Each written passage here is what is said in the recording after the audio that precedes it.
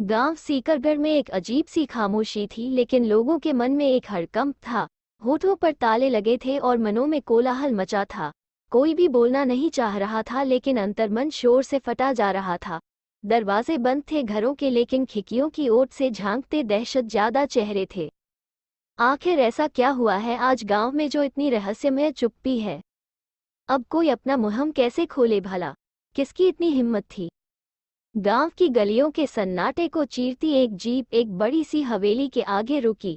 ये हवेली चौधरी रणवीर सिंह की है। जीप से उतरने वाला चौधरी रणवीर सिंह ही है। उसकी आंखें जैसे अंगारे उगल रही हो, चेहरा तमतमाया हुआ है। चाल में तेजी है, जैसे बहुत आक्रोशित हो। विजयी भाव तो फिर भी नहीं थे चेहरे पर, एक हार ही नजर आ रही थी। अचानक सामने उनकी पत्नी सुमित्रा आ खड़ी हुई और सवालिया नजरों से ताकने लगी। सुमित्रा को जवाब मिल तो गया था, लेकिन उनके मुंह से ही सुनना चाह रही थी। जवाब क्या देते वह? एक हाथ से झटक दिया उसे और आगे बढ़कर कुर्सी पर बैठ गए। सुमित्रा जाने कब से रुदन रोके हुए थी। घुटने जमीन पर टिकाकर जोर से रो पड़ी। मार दिया रे! अरे जालिम, मेरी बच्ची को मार डाला रे! रणवीर सिंह ने उसे बाजू से पकड़कर उठाने की भी जहमत नहीं की, बल्कि लगभग घसीटते हुए कमरे में ले जा धकेल दिया और बोला, जुबान बंद रख।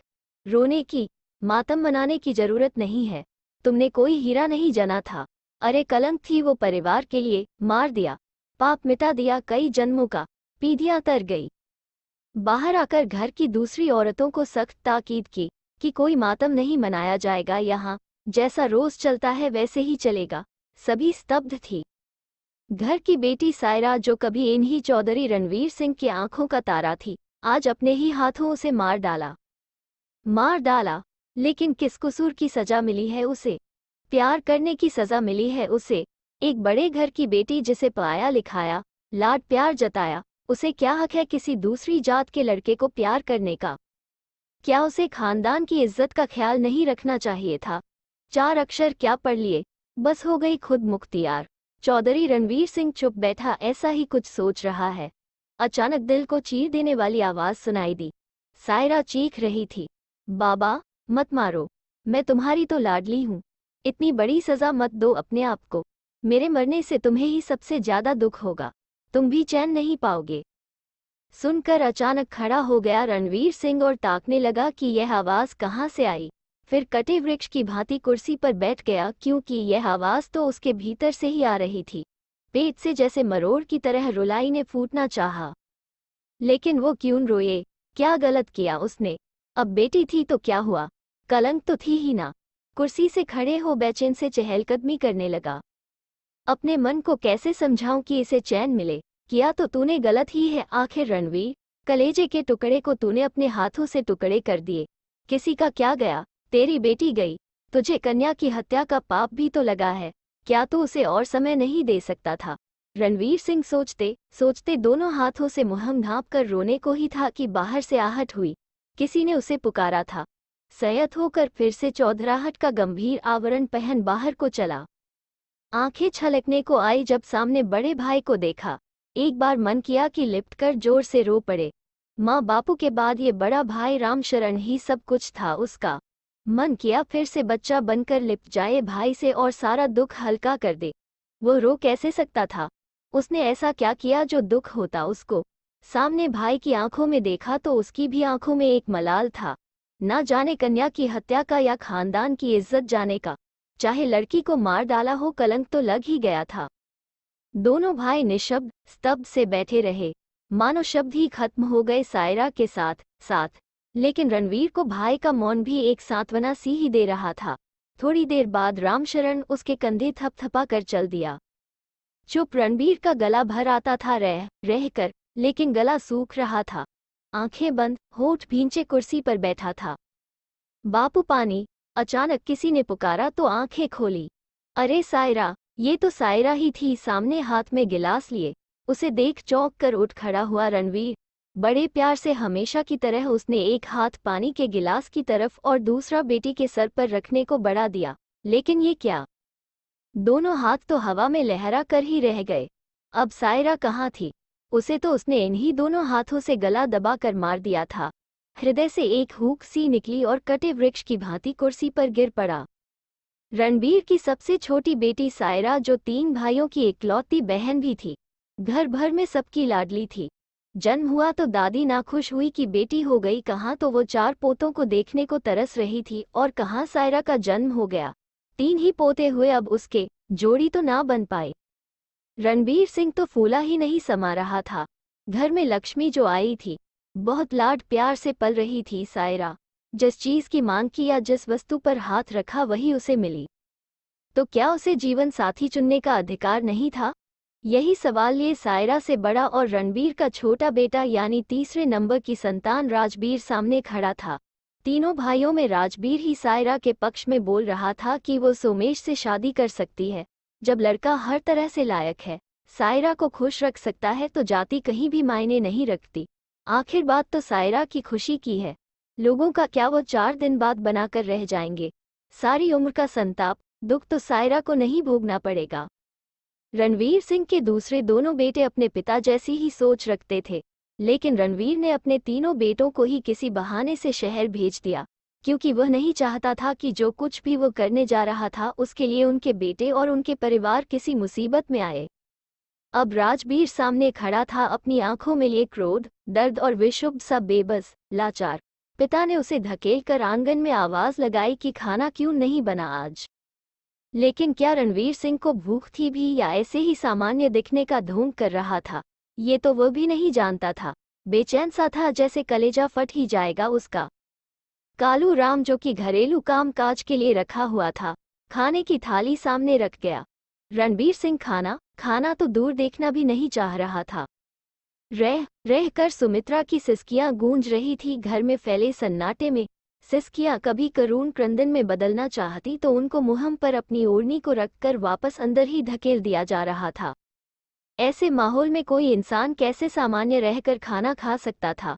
लेकिन रणबीर ने फिर भी जी कड़ा करके रोटी का एक कौर तोड़ा। सहसा उसे लगा कि उसके हाथों से खून बह रहा है। रोटी का कौर उसके हाथों से गिर गया। हाँ, वो तो खून ही है, अपनी ही बेटी का। ऐसे खून भरे हाथों से खाना कैसे खा सकता था रणवीर सिंह? तभी एक छोटा सा हाथ उसके सामने आया और रोटी का कोर उसके मुंह में डाल दिया। यह नन्ही सायरा ही थी। बचपन में जब उसको बापू पर लाड़ आता तो वो अपने हाथों से ऐसे ही खाना खिलाया करती थी। रणवीर सिंह पर जैसे जुनून सा छा गया। वो नन्हे हाथों से खाना खाता रहा और उसके हाथों से खून रिसता रहा। आंखों में खून उतर आया था, आंसुओं को रोकते रोकते। वाह बापू, भोजन कर रहा है, अभी पेट नहीं भरा क्या? राजबीर ने थाली उठा ली उसके आगे से और चेहरे पर लानत, धिक्कार लाकर बोल पड़ा। रणबीर उसे धकेलते हुए से अपने कमरे की तरफ गया। सावित्री की हालत बुरी थी, गश खा रही थी बार बार। रणबीर को देख जोर जोर से दहाड़े मार रो पड़ी। भागकर उसके कुर्ते को पकड़कर जोर से झंझोड़ने लगी। एक बार तो उसका मन भी हुआ कि वह सावित्री को गले लगाकर जोर से रो पड़े, लेकिन वो क्यों रोए? उसने तो कलंक ही मिटाया है खानदान का। सावित्री को धकेलकर वो घर की छत पर चला गया। वहां पड़ी चारपाई पर कटे वृक्ष की भांति गिर गया। आंखें मूंद कर कुछ देर लेटा रहा। आंखें खोली तो सामने खुला आसमान था। काली अमावस सी रात थी। कुछ मन के अंधेरे ने रात का अंधेरा और गहरा दिया था। तारे टिमटिमा रहे थे या जाने रणवीर सिंह को देख सहम रहे थे। अचानक उसे लगा नन्ही सी सायरा उसके पास आकर उसकी गोद में बैठ गई हो। जब वो छोटी थी तो ऐसे ही उसकी गोद में बैठकर आसमान में तारे देखा करती थी। रणबीर को याद आ रहा था कि कैसे एक रात को बाप बेटी ऐसे ही तारे देख रहे थे। सायरा बोल पड़ी, बापू, ये तारे कितने सारे हैं, मुझे गिन के बताओ ना। और दोनों बाप बेटी तारे गिनने में व्यस्त हो गए। अचानक रणवीर ने रुक कर कहा, अरे बेटिया, मुझे तो 2 ही तारे नजर आते हैं, तेरी दोनों आंखों में बस, कहकर अपने गले लगा लिया था। जब उसकी माँ का देहांत हुआ था तब भी उसने सायरा को ये कहकर बहलाया था कि उसकी दादी उससे दूर नहीं गई है बल्कि आसमान में तारा बन गई है। सायरा भोलेपन से पूछ बैठी, बापू, एक दिन मैं भी ऐसे ही तारा बन जाऊंगी क्या? फिर आप ही मुझे देखा करोगे यहाँ से? सुनकर रणबीर कांप उठा था। उसके मुंह पर हाथ रख दिया था और बोला, ना बिटिया ना, ऐसे नहीं बोलते। आंखें भर कर सीने से लगा लिया था और आज सच में ही वो आसमान को ताक रहा था कि कहीं शायद सायरा दिख जाए किसी तारे के रूप में। दिल में एक हुक सी, कलेजा फटने को हो रहा था। अब वो केवल पिता बनकर सोच रहा था, एक हारा हुआ पिता जिसने अपने कलेजे के टुकड़े को अपने ही हाथों गला दबाकर मार डाला था, वही चिता बनाकर अंतिम संस्कार भी कर दिया। आंखें भरती ही जा रही थी अब रणबीर की। तभी छत पर बने कमरे में रोशनी नजर आई। ये कमरा सायरा का था। उठकर कमरे के पास गया तो उसे लगा जैसे सायरा अंदर ही है। दरवाजा धकेला तो आसानी से खुल गया, लेकिन रोशनी कहाँ थी वहां। एक सूना सा अंधेरा भरा सन्नाटा ही फैला था। हाथ बढ़ाकर लाइट जला दी रणबीर ने। सजा संवरा कमरा लेकिन उदास हो, जैसे उसे उम्मीद हो सायरा के आ जाने की। रणबीर की नज़र सामने की अलमारी पर पड़ी तो उसे खोल ली। अलमारी में सायरा की गुड़िया रखी हुई थी। उसे गुड़िया खेलने का बहुत शौक था। जब भी बाजार जाना होता तो एक न एक खिलौना तो होता ही था, साथ में गुड़िया भी जरूर होती थी। रणबीर सिंह गुड़िया देखता देखता जैसे रो ही पड़ा जब उसकी नज़र अपने हाथों पर पड़ी। भूख सी उठी, तड़प उठा। उसने अपनी ही गुड़िया का गला दबा दिया।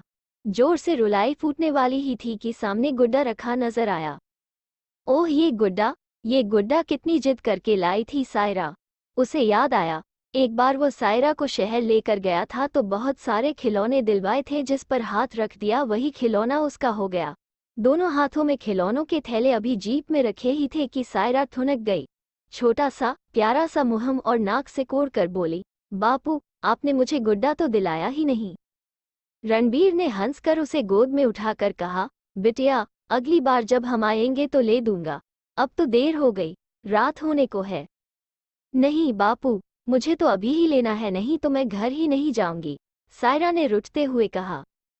इतनी प्यारी बेटी और रणबीर के कलेजे का टुकड़ा, तो भला वो कैसे नहीं मानता उसकी बात को। आखिरकार कई दुकानों पर ढूंढते ढूंढते सायरा का मनपसंद गुड्डा मिल ही गया था। घर आकर दादी और माँ की डांट पड़ी तो थी, लेकिन गुड्डे मिलने की खुशी ज्यादा थी। डांट एक कान से सुनकर दूसरे से निकाल दी गई। आज वही गुड्डा हाथ में लिए सोच रहा था रणबीर कि बेटी के इस बेजान गुड्डे लेने की जिद तो पूरी की, लेकिन एक जीते जागते गुड्डे की मांग पर उसने बेटी की जान ही ले ली। सायरा ने अपना मनपसंद गुड्डा ही तो मांगा था जो उसे खुश रखता, और उसने क्या किया, बेटी की ही जान ले ली। हाय मेरी बच्ची, यह क्या किया मैंने। हाथ में गुड्डा लेकर भरे हृदय और सजल आंखों से सोच रहा था वह।